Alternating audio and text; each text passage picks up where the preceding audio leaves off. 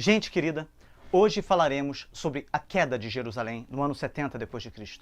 Nós havíamos chegado ao final do século I, no entanto, como eu havia dito no vídeo anterior, nós voltaremos um pouco no tempo para dar uma atenção especial a um acontecimento que marcou para sempre a história do povo judeu e que, consequentemente, tem uma grande relevância para a compreensão da história da Igreja cristã.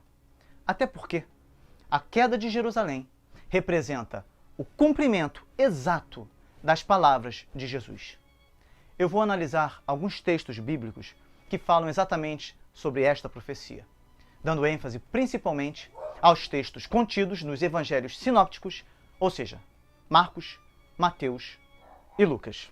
A destruição de Jerusalém e de tudo que havia dentro da cidade, incluindo o templo, veio a acontecer por conta da grande revolta judaica contra a dominação romana, que teve o seu início em meados do ano 66. Esta grande revolta é também chamada de a Primeira Guerra Judaico-Romana e foi motivada, a princípio, pelas tensões religiosas, evoluindo para protestos contra o pagamento de tributos que acabaram gerando ataques contra os cidadãos romanos. Esta guerra chegou ao fim quando as legiões romanas, sob o comando de Tito, sitiaram e destruíram o centro da resistência em Jerusalém e derrotaram as restantes forças judaicas no ano 70. Ou seja, esta guerra durou 3 anos e meio. Segundo Eusébio de Cesareia, em sua História Eclesiástica, depois de Nero ter exercido o poder durante 13 anos e tendo os reinos de Galba e Otto durado 1 ano e 6 meses, Vespasiano, que havia se distinguido nas operações bélicas contra os judeus, foi nomeado imperador na própria Judéia, após ser proclamado senhor absoluto pelo exército ali acampado. Encaminhando-se então a Roma, pôs em mãos de seu filho Tito a guerra contra os judeus. Depois da ascensão de nosso Salvador, os judeus acrescentaram ao crime cometido contra ele a invenção de inúmeras ameaças contra seus apóstolos. Estevão foi o primeiro que eliminaram, apedrejando. Depois dele, Tiago, filho de Zebedeu, irmão de João, a quem decapitaram. E depois de todos, Tiago, o justo, o irmão de Jesus Cristo, o que depois da ascensão de nosso Salvador foi o primeiro designado para o trono episcopal de Jerusalém e morreu sendo jogado do pináculo do templo pelos judeus. E os demais apóstolos sofreram milhares de ameaças de morte e foram expulsos da terra da Judéia. Porém, com o poder de Cristo, que havia lhes dito: Ide e fazei discípulos de todas as nações em meu nome, dirigiram seus passos para todas as nações, para ensinar a mensagem. E não apenas eles, também o povo da igreja de Jerusalém, por seguir um oráculo enviado por revelação aos notáveis do lugar, receberam a ordem de mudar de cidade antes da guerra e habitar certa cidade da Pérea chamada Pela. Tendo os que creram em Cristo emigrado até lá desde Jerusalém, a partir deste momento, como se todos os homens santos tivessem abandonado por completo a própria metrópole real dos judeus e toda a região da Judéia, a justiça divina alcançou os judeus pelas iniquidades que cometeram contra Cristo e seus apóstolos, e apagou dentre os homens toda aquela geração de ímpios.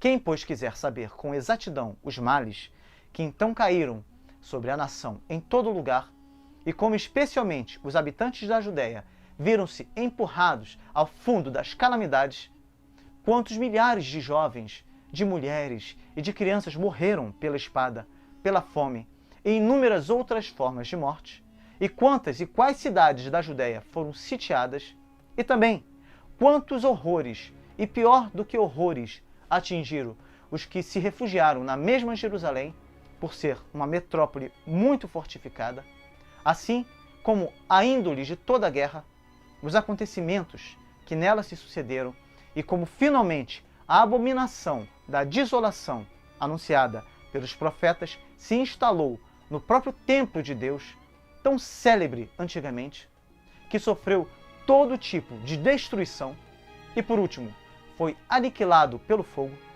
tudo isso encontrará na narrativa escrita por Joséfo. Josefo, filho de Matias, sacerdote originário de Jerusalém, foi o mais famoso de todos os judeus de sua época. E não somente entre seus compatriotas, mas também entre os romanos, ao ponto de ser honrado com uma estátua em Roma, e seus livros serem considerados dignos de uma biblioteca. Ele nasceu no primeiro ano de Calígula, 37 a 38 d.C. Entrou em contato com os romanos em 64. Em 66, comandou parte das forças revolucionárias da Galileia e caiu prisioneiro dos romanos em 67. Desde sua libertação em 69, tomou parte dos acontecimentos ao lado dos romanos e viveu em Roma o resto de seus dias.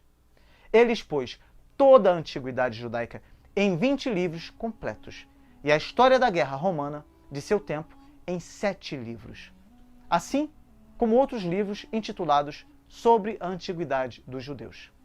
Seus relatos são dignos de crédito. E segundo Josefo, houve uma série de sinais que precederam a guerra. Um astro que se deteve sobre a cidade, semelhante a uma espada de 2 gumes, e um cometa que durou todo um ano. Outra vez, quando, antes da insurreição e dos distúrbios que levaram à guerra, estando o povo reunido para celebrar a festa dos pães asmos, uma vaca que o sumo sacerdote conduzia ao sacrifício pariu um cordeiro no meio do templo. E a porta oriental do interior, que era de bronze e muito pesada, e que havia sido fechada ao anoitecer com dificuldade por 20 homens que a trancaram solidamente com ferrolhos presos com ferro, além de ter gonzos profundos, abriu-se sozinha à 6ª da noite. E passada a festa, não muito tempo depois, apareceu um fantasma demoníaco de tamanho incrível. E antes do pôr do sol, apareceram pelo ar, em redor de toda a região, carros e falanges armadas que se lançavam através das nuvens e rodeavam as cidades.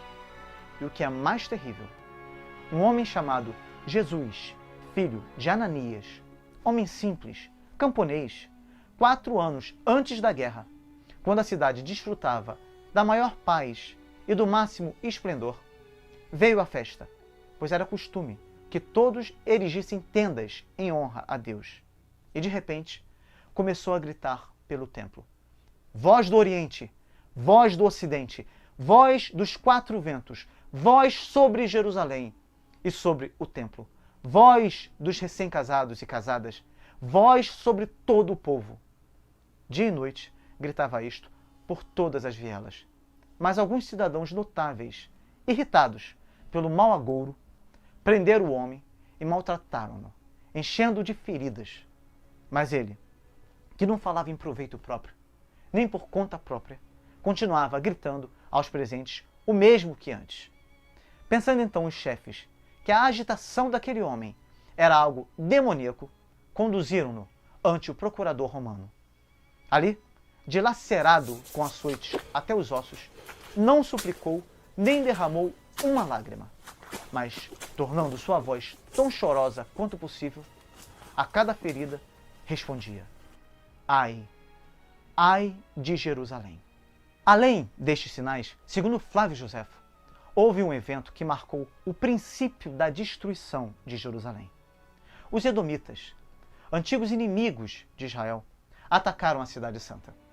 Várias vezes na história de Israel, quando este era atacado por seus inimigos pagãos, os edomitas entravam para destruir e desolar a cidade, aumentando assim grandemente a miséria de Israel. Você pode conferir no 2º livro de Crônicas, capítulo 20, versículo 2, capítulo 28, versículo 17. Também dê uma conferida em Salmos 137, versículo 7, Ezequiel 35, de 5 a 15, Amós 1, versículo 9 e versículo 11, Obadias, versículo 10 ao 16, você vai verificar exatamente isso. Os edomitas continuaram fazendo o mesmo e durante uma noite no ano 68 d.C., imediatamente antes do cerco de Jerusalém por Tito, os edomitas cercaram Jerusalém com 20.000 soldados. Quando eles esperavam fora dos muros, segundo Josefo, ali irrompeu uma tempestade assombrosa de noite, com extrema violência, ventos muito fortes, grande quantia de água, raios contínuos e trovões terríveis, com abalos e ruídos impressionantes da terra por causa de um terremoto. Essas coisas foram uma indicação manifesta que alguma destruição estava vindo sobre os homens, quando o sistema do mundo foi posto nesta desordem. E ninguém duvidava que esses assombros prenunciavam alguma grande calamidade que estava chegando. Esta era a última oportunidade de escapar da condenada cidade de Jerusalém. Todo aquele que desejasse fugir tinha que fazê-lo imediatamente, sem demora. Os edomitas entraram na cidade e foram diretamente ao templo, onde assassinaram 8.500 pessoas, degolando-as. Ao encher o templo de sangue, os edomitas saíram como loucos pelas ruas da cidade, saqueando casas e assassinando todos que encontravam, incluindo o sumo sacerdote. Este foi o evento que, de acordo com o historiador José, marcou o princípio da destruição da cidade. Desde esse dia, pôde-se datar a queda dos seus muros e a ruína dos seus assuntos. E foi logo após esta tragédia que se deu o cerco de Jerusalém por Tito. E eu vou confessar para vocês que é muito difícil falar sobre a queda de Jerusalém, pois os sofrimentos ocasionados pela grande revolta judaica são indescritíveis. Os exércitos romanos, comandado pelo general e futuro imperador Tito, vieram uma parte por terra, outra parte pelo mar, se juntaram acima da Palestina, ao norte, e vieram descendo, destruindo tudo o que encontravam no caminho.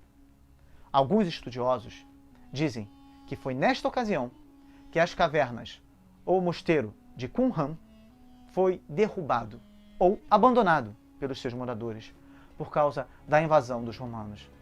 E diante disso, eles esconderam nas cavernas de Qumran o que eles tinham de mais precioso, que eram os rolos de suas bibliotecas, conhecidos como os manuscritos do Mar Morto, que só seriam descobertos no ano de 1945, ou seja, quase 2.000 anos depois. Os exércitos vieram dominando as cidades, vencendo toda a resistência. Quando chegaram na Galileia, os romanos capturaram o general Joséfo, que mais tarde veio a adotar o nome de Flávio Joséfo. E ele acabou colaborando com os romanos por considerar que não haveria possibilidade dos judeus vencerem a guerra. Desta forma, ele passou para o lado de Tito, tornando-se porta-voz dos romanos e intérprete nas negociações entre Roma e Jerusalém. Os romanos chegaram em Jerusalém no ano 66. Jerusalém se tornou o último reduto dos judeus, que vieram de todas as partes para se refugiarem ali. Porque, além de ser o último bastião da resistência judaica, Jerusalém possuía o que era de mais precioso para o povo judeu. Eu estou falando do templo. Os romanos já haviam tentado passar pelas muralhas para poderem tomar a cidade, mas não tiveram sucesso em nenhuma de suas tentativas, pois os judeus, que eles chamavam de rebeldes, de insurgentes, eles se negavam a desistirem. Eles resistiram bravamente ante as ameaças romanas. A cidade de Jerusalém era muito fortificada, impenetrável para os ataques romanos. Seus vários muros, feitos com várias camadas de grandes pedras, resistiam às batidas ferozes das máquinas romanas. Uma das portas do templo, feita toda em bronze maciço, era tão pesada que era preciso, como eu já falei, 20 homens fortes para abri-la, tornando o templo um lugar impenetrável ao inimigo. E por conta da dificuldade que estavam encontrando para tomarem a cidade, os romanos viram a necessidade de traçarem um plano diferente. Um conselho de guerra foi convocado por Tito e duas estratégias foram levantadas. Ou eles invadiriam imediatamente a cidade de forma violenta, ou eles sitiariam a cidade impedindo que seus moradores pudessem sair para obter os produtos necessários para sua subsistência. Isto levaria, ainda que de forma mais lenta, os moradores a ficarem cada vez mais debilitados e fracos. E mais cedo ou mais tarde, eles teriam que se render. E esta foi a estratégia adotada pelos romanos. O exército fez trincheiras ao redor de toda a cidade, num cerco que durou bastante tempo e que foi bastante difícil também de ser concretizado. Durante o cerco, havia na cidade de Jerusalém, segundo os números de Joséfo, 3 milhões de pessoas. Eram judeus de todo o mundo que haviam chegado a Jerusalém para a celebração da Páscoa e ficaram ali presos devido ao cerco dos romanos. Embora este número seja considerado um exagero por parte de alguns autores, o fato é que a quantidade de judeus, por conta da Páscoa, era muito grande. Havia escassez de alimentos. Milhares de pessoas morriam de fome. Segundo Joséfo, a fome excede todos os sofrimentos, mas nada ela destrói mais do que o senso de dignidade, pois o que em outro tempo seria dito como digno de respeito é depreciado em tempo de fome. Assim, as mulheres tiravam os alimentos da própria boca dos maridos, os filhos da de seus pais, e o que é demasiado lamentável, as mães das bocas de seus filhos. E enquanto os seres mais queridos se consumiam entre suas mãos, nada os refreava de tirar-lhes as últimas gotas que os permitiam viver. Os rebeldes usavam espantosos métodos de tortura para descobrir comida. Obstruíam a uretra dos desgraçados com grãos de legumes e transpassavam-lhes o reto com varas pontiagudas. Padeciam-se tormentos que espantam apenas por ouvi-los, até confessar a posse de um único pedaço de pão e descobrir um só punhado de farinha escondida. Rapazes e jovens inchados vagavam pelas praças como espectros e caíam mortos onde a dor os colhesse. Os doentes não tinham forças para enterrar seus parentes, e os que teriam podido negavam-se por serem tantos os mortos e pela incerteza de seu próprio destino. De fato, muitos caíam mortos junto aos que tinham acabado de enterrar, e muitos iam à sua tumba antes que a necessidade o impusesse. Não havia lamento nem choro por essas calamidades. A fome afogava os sentimentos, e os que lentamente morriam contemplavam com olhos secos os que morriam antes deles. E pior do que tudo isso eram os ladrões. Penetravam nas casas como ladrões de tumbas, despojavam os cadáveres e, depois de arrancar os panos que cobriam seus corpos, iam embora entre risadas. Testavam o fio de suas espadas nos cadáveres e, provando o ferro, atravessavam alguns que, já caídos, ainda viviam. Mas se alguém lhes pedia que utilizasse nele sua força e sua espada, desdenhavam-no e abandonavam-no à fome. E tudo o que expirava olhava fixamente para o templo, porque deixava vivos atrás de si os rebeldes. A necessidade fazia com que levassem tudo à boca, e quando recolhiam o alimento, até indignos dos animais irracionais mais repugnantes, levavam-no para comer escondido. E assim acabaram por não abster-se nem dos cintos e dos calçados. Tiravam as peles de seus escudos e as mastigavam. Uma mulher, notável por suas riquezas e sua linhagem, que havia fugido para Jerusalém com o resto da multidão e que com esta compartilhava o assédio, teve todos os seus bens confiscados pelos tiranos, e o resto do seu enxoval e o pouco alimento que encontraram foi sendo roubado por pessoas armadas que entravam a cada dia.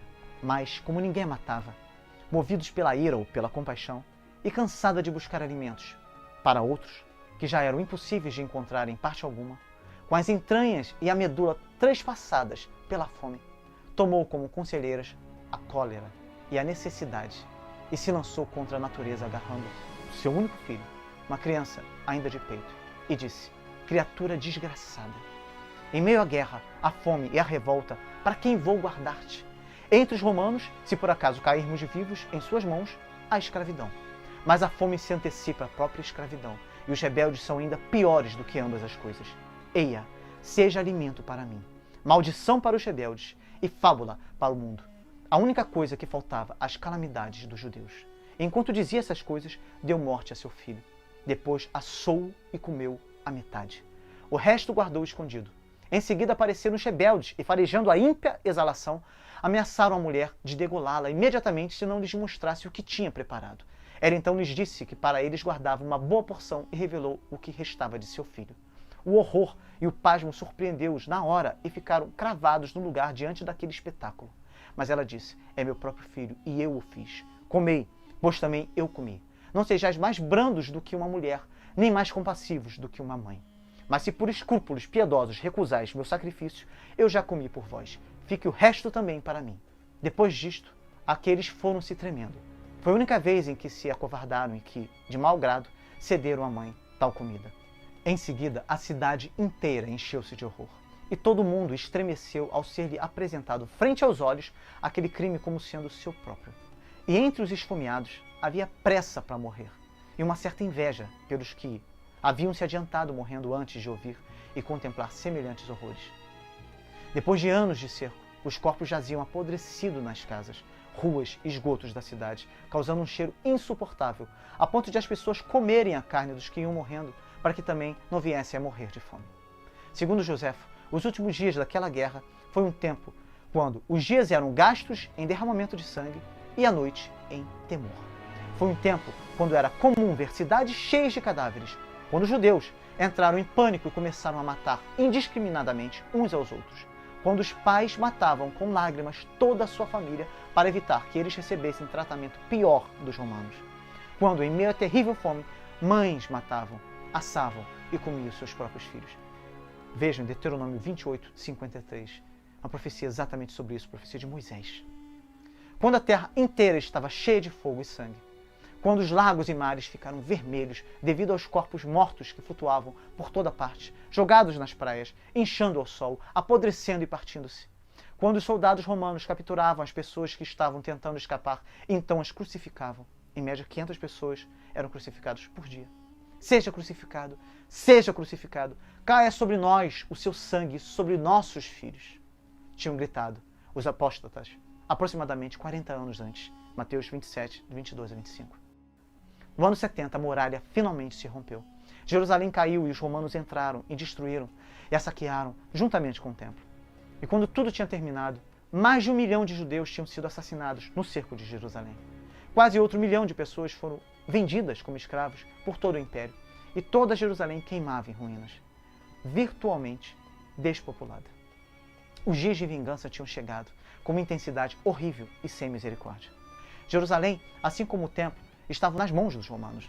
E ao entrar na cidade, Joséfo nos conta que Tito se encheu de admiração pela sua força. De fato, ao contemplar a sólida altitude das torres, a magnitude de várias das pedras e a precisão de suas junções, e ao ver quão grandes eram sua amplitude e quão vasta sua altura, claramente exclamou Tito: lutamos com Deus do nosso lado.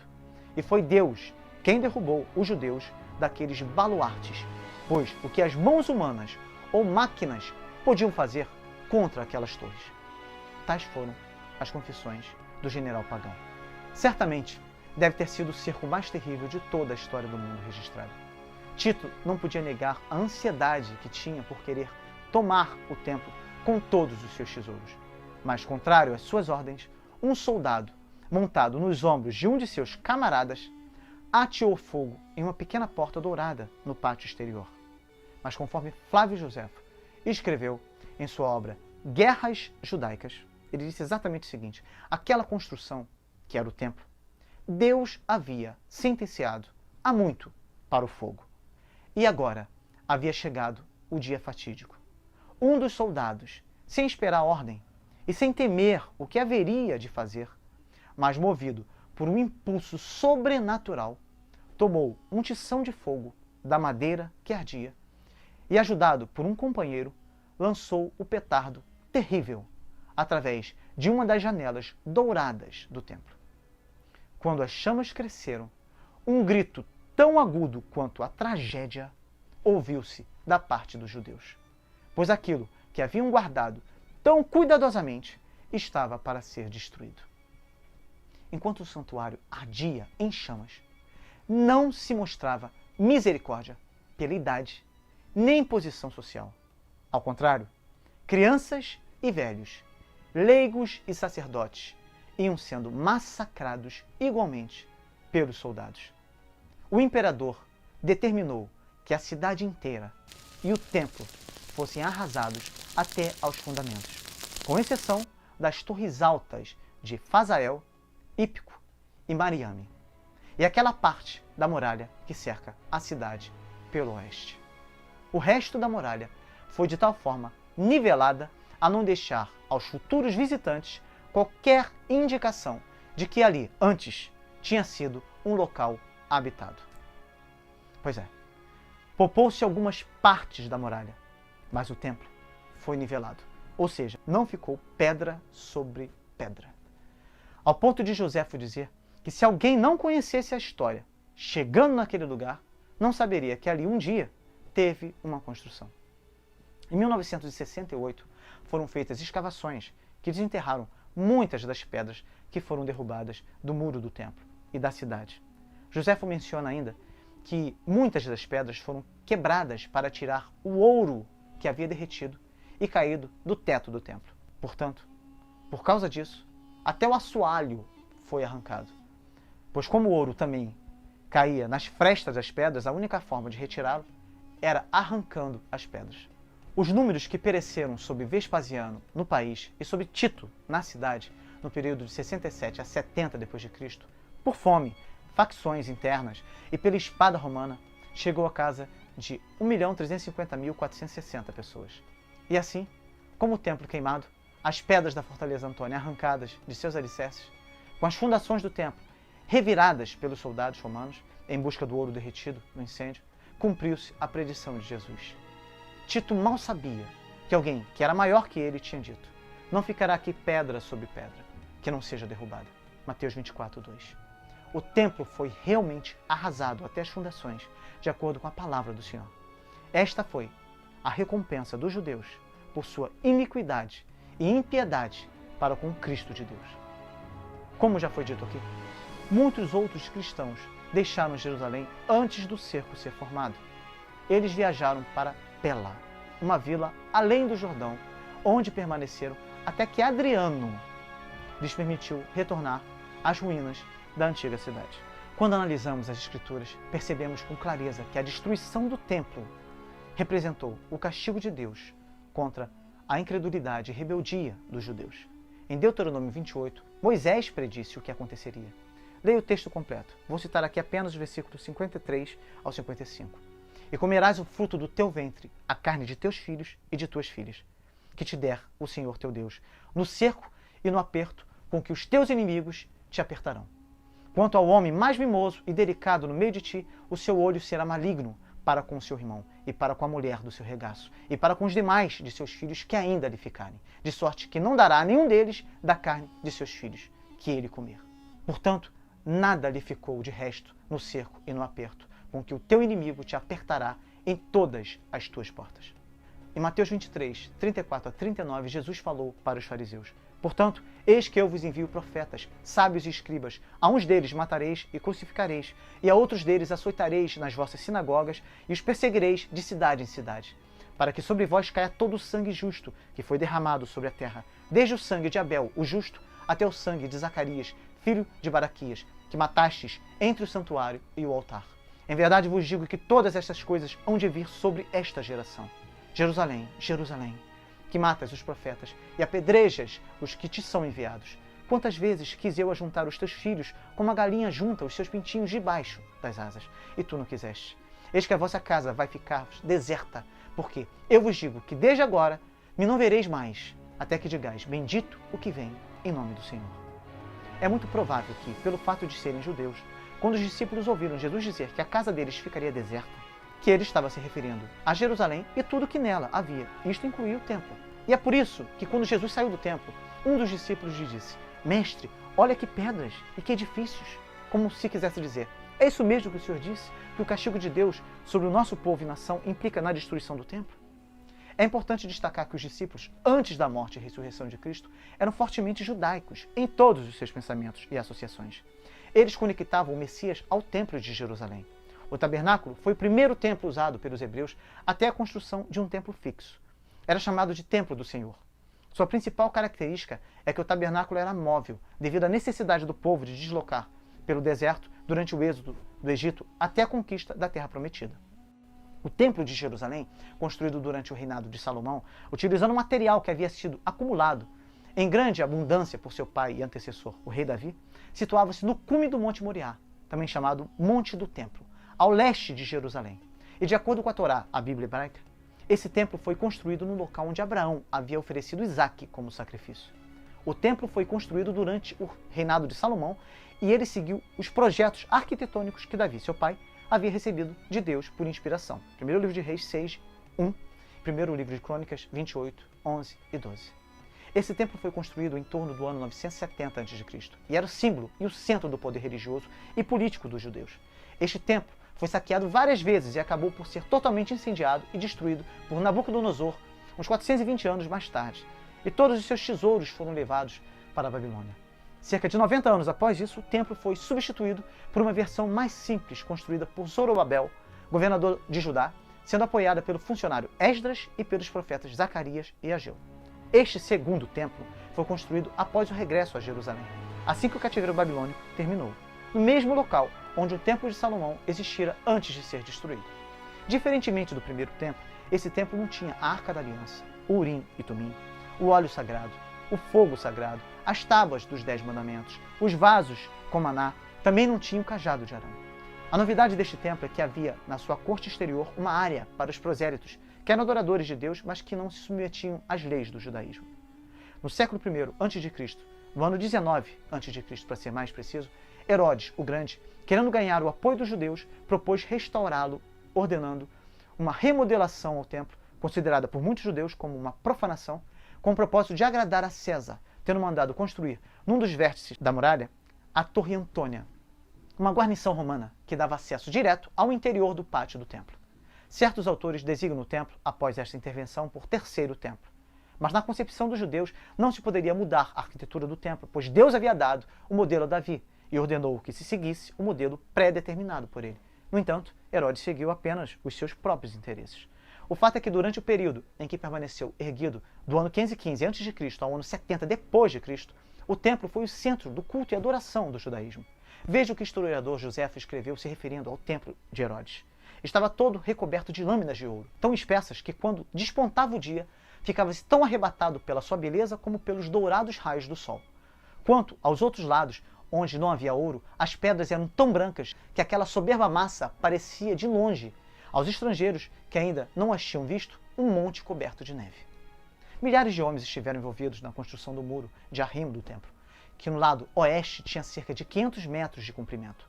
As enormes pedras foram assentadas sem argamassa. O peso de uma delas era quase 400 toneladas e, de acordo com o erudito, não havia outra do mesmo tamanho no mundo antigo. No entanto, hoje somente o muro ocidental de sustentação da esplanada do templo permanece de pé, sendo chamado de o Muro das Lamentações. Portanto, não é de admirar que os discípulos de Jesus ficaram impressionados com a afirmação feita por Jesus de que o templo seria destruído novamente. Veja o texto de Marcos 13, de 1 a 4. E saindo ele do templo, disse-lhe um dos seus discípulos: Mestre, olha que pedras e que edifícios. E respondendo Jesus, disse-lhes: Vês estes grandes edifícios? Não ficará pedra sobre pedra que não seja derrubada. E assentando-se ele no Monte das Oliveiras, de fronte do templo, Pedro e Tiago e João e André lhe perguntaram em particular: Dize-nos, quando serão essas coisas? E que sinal haverá quando todas elas estiverem para se cumprir? Quando analisamos esta passagem nos evangelhos sinópticos de Mateus e Lucas, para uma melhor compreensão da mensagem de Jesus, percebemos que Jesus revela aos seus discípulos as coisas que iriam acontecer. Jesus fala sobre a destruição do templo, sobre as perseguições que haveriam de vir e sobre a sua segunda vinda em glória e a necessidade de vigilância que devemos ter. Jesus estava na última semana de seu ministério terreno. Ele estava em Jerusalém para celebrar a Páscoa e ia diariamente ao templo ensinar e se encontrar com os fariseus. E por conta disso, eles se envolveram numa série de embates e controvérsias sobre pontos práticos e doutrinários do judaísmo e da expectativa judaica.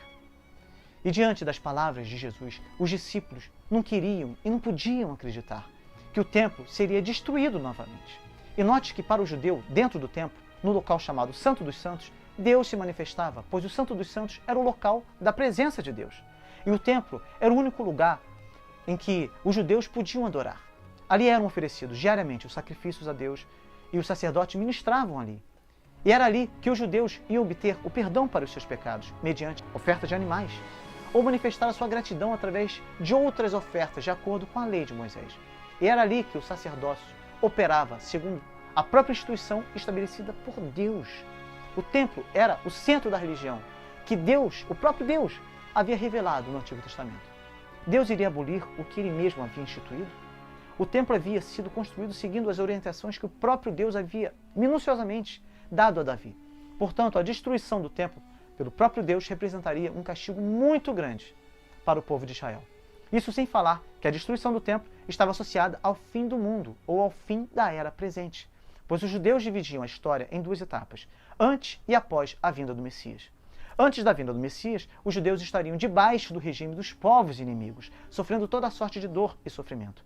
E esse período era chamado de a Era Presente.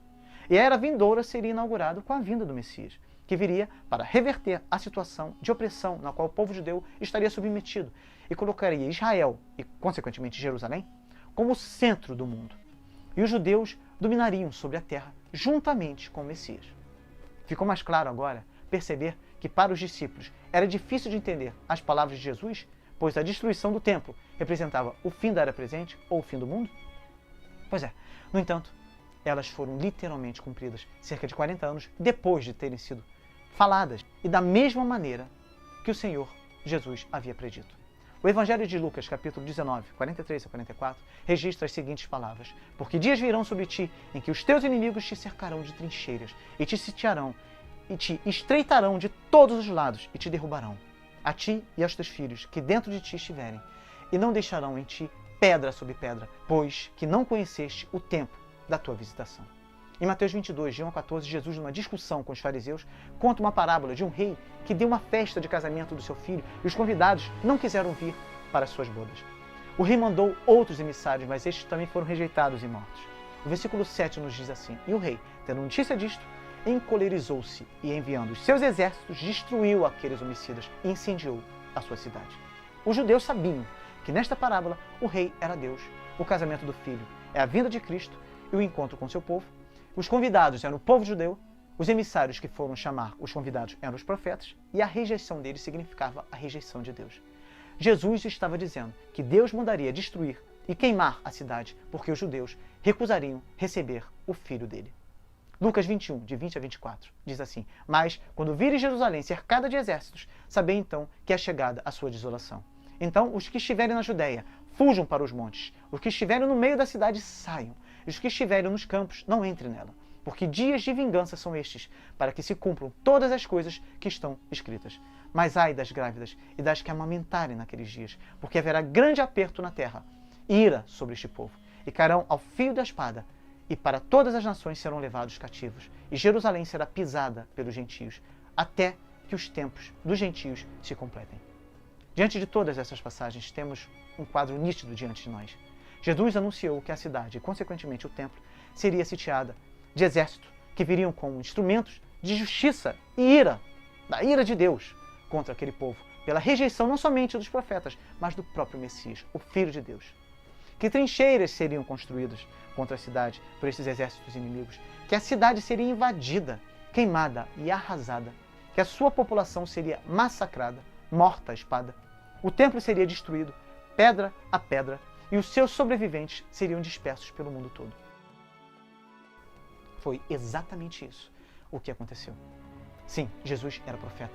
A Bíblia é a palavra de Deus e nos afirma que, além de profeta, Jesus era sacerdote e rei. Jesus é o Filho de Deus. E eu espero que, após tudo o que aconteceu e que hoje temos acesso de maneira tão clara, você tenha uma posição bem diferente daqueles que negaram o Messias. A destruição do templo representa o castigo de Deus contra a incredulidade e a rebeldia dos judeus. E hoje, o castigo de Deus alcançará a incredulidade e rebeldia de todo aquele que negar o sacrifício de seu Filho Jesus Cristo. Que você, longe de ser um incrédulo e um rebelde, possa ser um cristão verdadeiro. Esta é a única forma de você ser livre da ira vindoura. A ira de Deus virá no dia do juízo e todo pecador está sujeito a ela.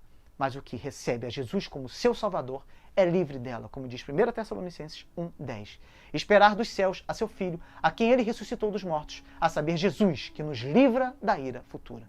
Que seja assim com você, meu irmão. Em nome de Jesus.